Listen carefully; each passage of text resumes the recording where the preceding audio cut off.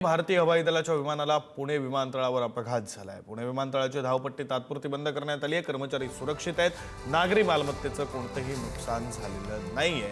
धावपट्टी लवकरात लवकर कार्यान्वित करण्यासाठी प्रयत्न केले जात आहेत, तर लँडिंग करताना विमानाचे लँडिंग गिअर निकामी झाले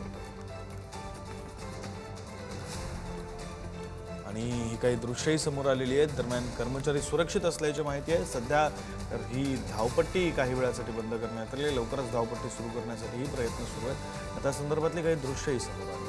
भारतीय हवाई दलाचं विमान त्याचा अपघात पुणे विमानतळावर लँडिंगच्या वेळी झाला। लँडिंग करत असताना विमानाचे लँडिंग गिअर खराब झाले आणि त्यामुळे हा अपघात झालेला आहे।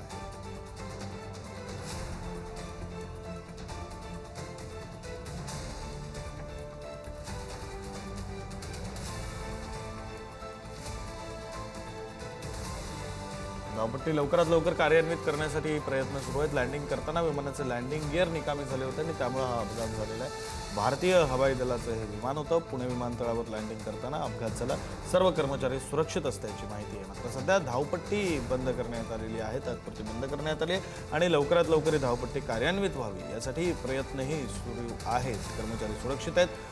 नागरी मालमत्तेचं कोणतंही नुकसान झालेलं नाही। आपले प्रतिनिधी ज्ञानेश्वर चौतमल फोन लाईनवरून जोडले गेलेले आहेत। अधिकचे तपशील ज्ञानेश्वर यांच्याकडून। ज्ञानेश्वर, अगदी खरं आहे। काल रात्री हा जो अपघात आहे तो या पुण्यातल्या विमानतळाच्या धावपट्टीवर झालेला आहे। त्याच्यामध्ये म्हणजे या सगळ्या अपघातामुळे इतर जे विमान आहेत, पुण्यातलं जे विमानतळ आहे ते विमानतळ लढाऊ विमानं आणि जी प्रवासी जी विमानं आहेत त्या दोन्ही विमानांसाठी जी धावपट्टी आहे आणि अशा विमानतळावर लढाऊ विमानाचा अशा पद्धतीचा अपघात झाल्यानंतर स्वाभाविकपणे इतर जे विमान आहेत, प्रवासी विमानं, त्याच्यावर देखील त्याचा काही काळ परिणाम झालेला होता। सगळ्यात महत्त्वाचं म्हणजे या सगळ्या दुर्घटनेत कुठल्याही पद्धतीची जीवितहानी जी आहे ती झाली नाही, अशा पद्धतीची माहिती प्रशासनाकडून देण्यात आलेली आहे।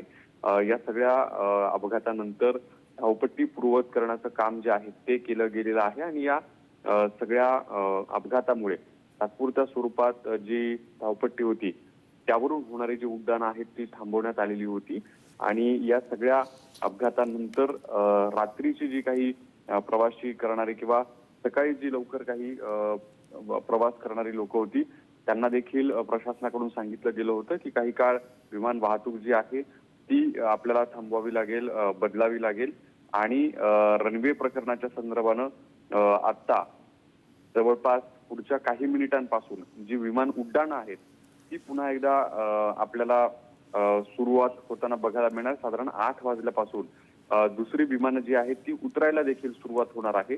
सगळ्यात महत्त्वाचं म्हणजे हे सगळं रनवेवर अपघातानंतरचं जे काम आहे ते युद्धपातळीवर पूर्ण केलं गेलं आणि आज दिवसभरात पुन्हा एकदा जी हवाई वाहतूक आहे ती पूर्ववत केली जाईल अशा पद्धतीची माहिती आहे। धन्यवाद ज्ञानेश्वर दिलेल्या या सगळ्या सविस्तर माहितीसाठी।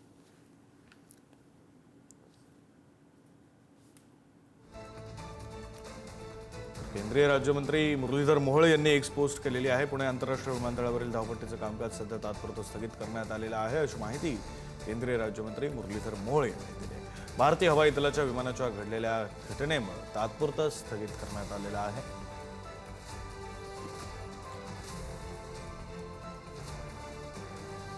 सुदैवानं विमानातील सर्व कर्मचारी सुरक्षित आहेत आणि कोणत्याही नागरी मालमत्तेचं नुकसान झालेलं नाही। या संदर्भात सर्व संबंधित विमान कंपन्यांना सूचित करण्यात आलेलं आहे।